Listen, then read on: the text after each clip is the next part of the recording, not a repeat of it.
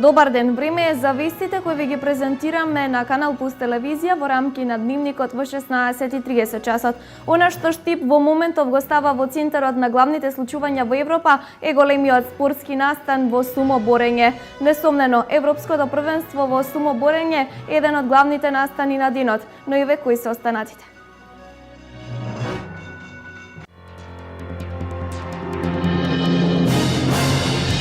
Денес во Штип започна Европското првенство во сумоборење. 200 надпреварувачи од цела Европа ќе се надпреваруваат во повеќе категории, меѓу кои за прв пат ќе има женски сумоборачи. Агенцијата за вработување на Република Македонија денес во Штип го промовира проектот на владата Македонија вработува. На штандот поставен во централното градско подрачје од 11 до 15 часот, штипјани ќе може да се запознаат со сите активни мерки за вработување. Согласно програмата на Министерството за здравство за општата болница во Кочани до 2018 година има одобрено 14 специјализации од различни области. Во моментов 6 лекари завршуваат специјализација.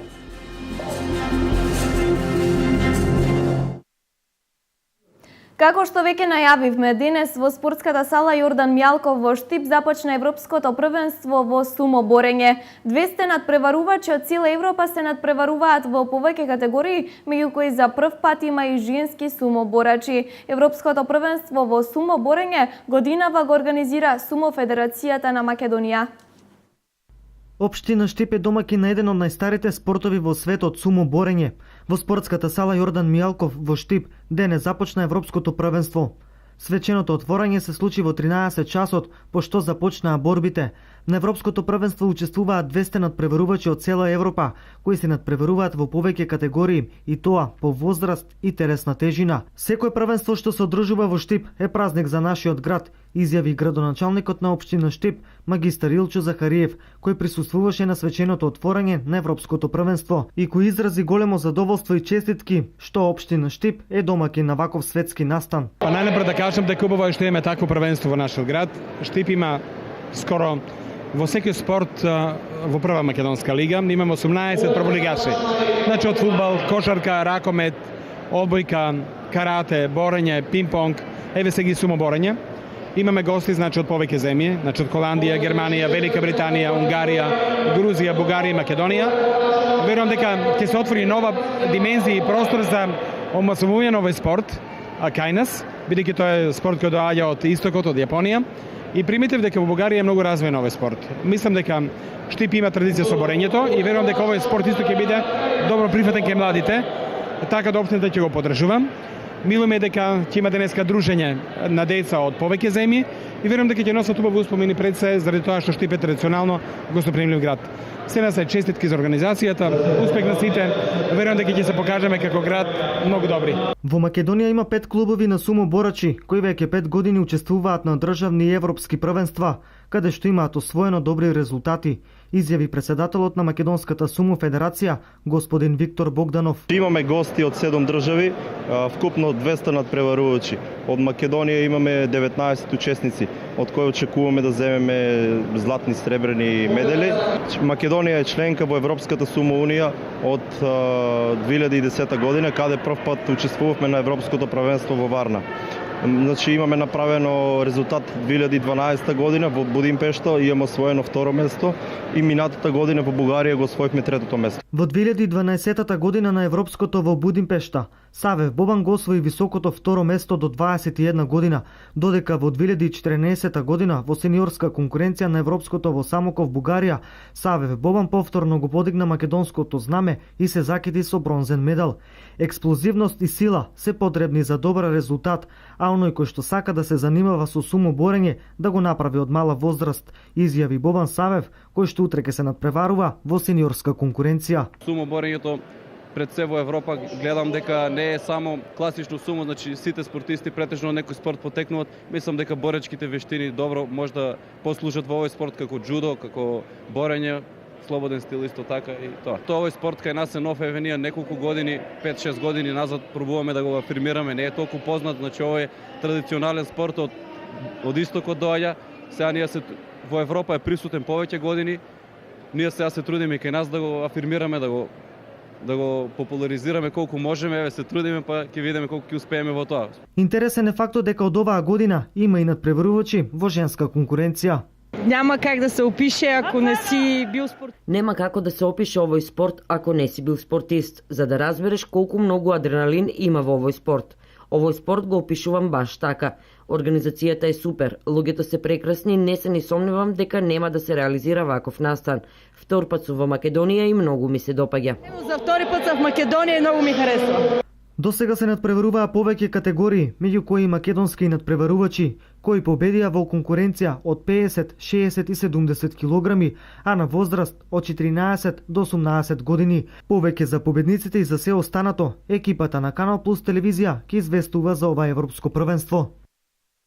Агенцијата за вработување на Република Македонија денес во Штип го промовира проектот на владата Македонија вработува. На штандот поставен во централното градско подрачје од 11 до 15 часот, штипјани може да се запознаат со сите мерки за вработување кои ги презема владата на Република Македонија со цел намалување на бројот на невработени лица.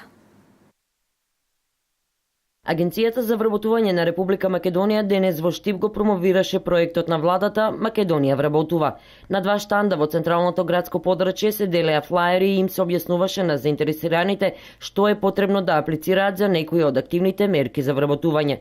Штипјани со повеќе прашања. Најчесто нашите суграѓани прашува како може да се аплицира на тие проекти за вработување, така да прашува како да дојдат кај нас да станат активни баратели. Потоа прашува колку години може да бидат ослободени од признаниците доколку се вработат. И ги набројавме сите категории, значи 4 категории кои се за ослободување од признаници, старосни категории. Димчов истакна дека поголем бил интересот на младите кои сакаат да отворат свој бизнис. Младите лица беа заинтересирани до 29 години, значи како да може да отворат и собствен бизнис. Значи дали ќе ако отворат собствен бизнис, дали ќе ги фане ослободување од признаници. Значи, самите мерки Македонија вработува може да се комбинира со отварање на собствен бизнес и со ослободување од признаниците на оние лица кои ќе го отворат собствениот бизнес. Целта на овој настан кој денес се случуваше во Штип е поопширно и помасовно штипјани да се запознаат со програмата која ја нуди владата на Република Македонија како би се намалил бројот на невработени во државата. Согласно програмата на Министерството за здравство за општата болница во Кочани до 2018 година има одобрено 14 специјализации од различни области. Во моментов 6 лекари завршуваат специјализација, а ќе бидат вработени дополнителни 20 специјалисти. Повеќе оделенија кои работат во општа болница во Кочани ќе бидат екипирани благодарение на одобрените нови специјализации од страна на Министерството за здравство на Република Македонија. Во делот на стручното усовршување согласно програмата на Министерството за здравство, општа болница Кочани за периодот 2015-2018 има вкупно одобрени 14 специјализации од различни области. Значи тука се гинекологија и акушерство 2 специјализации, општа хирургија 2 специјализации, анестезиологија 1 специјализација, потоа ОРЛ 1 специјализација, физикална медицина 1 специјализација. Исто така имаме специјализација од областа на ортопедијата, од областа на неврологијата и од областа на физикална медицина, интерно и радиологија. Вкупниот број на специјализации за овие наредни 3 години е 14. Што значи дека во текот на 2015-2016 година, поготово 2016 ќе бидат упатени уште 7 лекари на специјализација од наведените области. Инаку 6 лекари завршуваат специјализацијата и се враќаат во оделенијата во општа болница во Кочани, а со 2 лекари специјалисти се преговара да бидат вработени во Кочанската општа болница. Жителите на село Жиганци наскоро ќе добијат нов мост и пристапен пат до селото, со што ќе им бидат решени проблемите поврзани со патување до околните општини. Исто така нема да мораат да заобиколуваат за да можат да стигнат до сопствените ниви. По 100 години нов мост и пристапен пат ќе добијат жителите од селото Жиганци, општина Чешиново Облешево. До сега многу проблеми и маки имаа селаните, не само од ово село, за да стигнат до Кочани, Штип и Проби Штип или до сопствените ниви. Премостувањето на реката Злетовица е реализирано со новиот мост кој ќе биде приклучен на новиот асфалт со должина од 1 километар кон патот Штип Проби Штип. Ова е мост со 3 распона, значи по 12 метри со носачи од по 13 метри. ширина 51 метров вкупна должина на мостот, вкупна ширина од 7,9 метра, а ширина на коловоз 5,9 метра. За разлика од порано, кога движењето по оваа делница било мачно и речиси невозможно, сега мостот и патот ќе овозможат побрза и поквалитетна сообраќајна врска на жителите од трите општини. Кога дојде пролета за да се испремаме оризовите површини, имало е години што заобиколуваме по главниот пат Штип-Кочани за преку Крупиште да дојдеме у нивите да си пристапиме. Со векове не е бил овој пат направен, сега искочи среќата прибидејќи владата, 2 моста у селото Жиганци се направија и трети ќе се почне. Убава замисла е ово што се граде за цела Македонија придонес. Бееме одсечени од сите страни во селото, не само од селото Жиганци, туку проби Штипа, одеше Штипа, Кочани, нема никако приступа. Овој пат што значи за вас? Огромно богатство, милина. Немаме зборови. Мачивте доста? Беме скроз измачени, немаше од каде да минем. У полето немаше од каде да влезем. Мораше да заликјаме од доле кај Крупиште таму. Сега сме престрикни, цело село, сите. Вкупната вредност на мостот изнесува 20 милиони денари плюс 7 милиони денари нова патна делница. Овој комунален зафат е од огромно значење за жителите не само од Жиганци. Оваа патна делница инаку ќе значи и поврзување и на останатите села кои гравитираат во тој регион, што секако ќе придонесе за побрз економски развој. Се повеќе расте бројот на деца со знаци на ран пубертет, одредено хормонално пореметување, начинот на исхрана и многу други фактори се причина за предвремен пубертет. Педијатрите велат дека најчесто децата со ран пубертет остануваат со низок раст. Според медицинската статистика, во последниве десетина години се повеќе и повеќе се јавуваат деца со знаци за предвремен пубертет или ран пубертет. Предвремениот пубертет кај машките е пред 9 годишна возраст, а кај девојчињата пред 8-та година.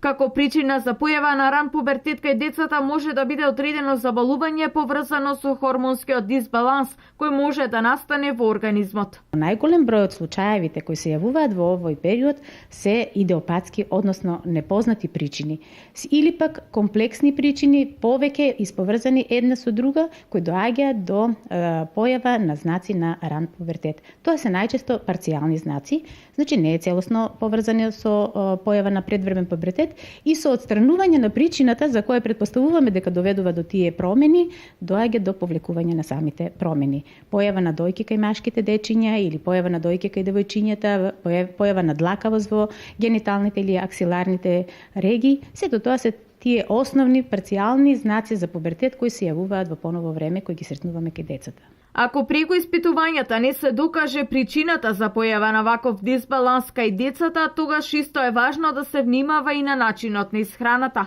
Исхраната во поново време знаеме дека е секогаш произведена на поинаков начин отколку она која се произведуваше пред 20 и повеќе години. Особено месото, млекото и другите прехранбени продукти кои се добиваат од животни кои се склони на брзо товење, со употреба на најразлични препарати и хормони, сето тоа доаѓа до таложење во тие производи и ако се консумира нецелосно во големи количини, неконтролирано, и како храна која не е соодветно припремена, во тој случај може да доведе до појава на такви знаци на ран пубертет. Децата кои добиваат рано знаци за пубертет, поточно девојчињата, настануваат промени во организмот, а со самото тоа доаѓа до забавување на растот. Тоа доаѓа од таму што доаѓа до брзо сраснување на коските и со тоа времето на растењето кај тие деца е значително забрзано во периодот кога не е потребно, што значи во 10-та до 12-та година, а потоа наместо да постепено детето расне, тоа останува пониско од своите врсници, од својата генерација. При појава на знаци за ран пубертет, децата да се јават кај својот матичен лекар со цел да се превземат соодветни мерки за понатомошното развивање кај детето. Индексот на трошоците на животот во мај 2015 година во споредба со мај 2014 година бележи пораст од 0,3%, а индексот на цените на мало бележи намалување од 0,6%. Ова се однесува од цените за храна до услугите за рекреација и културни збиднувања. Трошоците за живот во мај годинава во споредба со истиот месец лани се зголемени за 0,3%. Во мај во однос на април годинава трошоците за живот се зголемени за 0,5%. Порастот на трошоците за живот е резултат на повисоките трошоци на свежото овошје за 4,4%, мастите за 1,8%, прехранбените производи за 1,6%, конзервираната риба за 0,8%, конзервираниот зеленчук за 0,7%, рибата за 0,6%, шеќер, джем, мед, чоколада и кондиторските производи за 0,5%, лебот и житариците за 0,4% и тестенините за 0,3%. Пораст на трошоците на живот е забележан и кај авионскиот превоз на патници, течните горива за домаќинствата, средствата за чистење и одржување на домовите, обувките, течните горива и мазива, книгите, пакет туристичките аранжмани, услугите за култура, другите услуги за опрема за сопствен превоз, другите производи за одржување на станот, информатичката опрема и игри, куинскиот прибор и другата опрема за домаќинствата, облеката, материјалите за одржување и поправка на станот, како и услугите за рекреација и култура. Скапо е што, се е жито, се е скапо ше. Јагнијата ефтини продадеме, тој што да. Порано колку ли беше скапо? Порано не е бил толку сега, сега повеќе тешко ти ја дојде на живото. Што не е скапо? Од мај месец таму ке скапна се. Се е поскапо. Се е скапо, како? Што да речеме, не е скапо. 7.000 на двојцата. Пензичка. И скапа. Па не е лесно, додека има јадеме, нема ли после лепи сон. Намалување на трошоците на живот во мај во споредба со април е забележано кај јајцата, конзервираните месни производи, месото и сувото овошје. Индексот на трошоците за живот во мај 2015 во споредба со мај 2014 година бележи пораст од 0,3%, а индексот на цените на мало бележи намалување од 0,6%.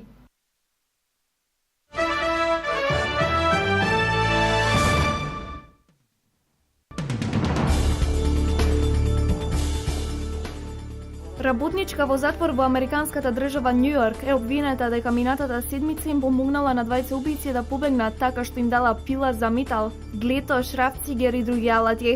Инструкторката во затворската шивачка работилница Джойс Мичел е обвинета дека се спријателила со затворениците Дейвид Свит и Ричард Мет и дека за нив прошверцувала алат. Римо-католичката црква може да го преиспита начинот на пресметување на датумот на Великден, па сите христијани да го одбележуваат Христовото воскресение во еден ден, изјавил папата Фрањо. Како по правило, разликата во датумите на католичкиот и православниот Великден е една недела, но понекогаш може да стигне и еден месец. Според Кориере де ла Сера, можно еден датум и може да е третата недела од април. Рускиот председател Владимир Путин денес оствари средба за затворени врати со својот турски колега Реджеп Тајип Ердоган за да разговараат за енергетските прашања и за кризата во Сирија. Портпаролот на Кремљ Дмитрий Песков пред састанокот на Путин и Ердоган изјави дека се очекуваат многу важни разговори во кои е можно да биде споменат гасоводот Турски тек. Јужна Кореја потврди уште еден смртен случај од МЕРС. 14 луѓе починаа до сега. Според информациите, забележани се 12 нови случаи со што вкупниот број за сега изнесува 138. Се уште е нејасно дали најлошата епидемија е завршена.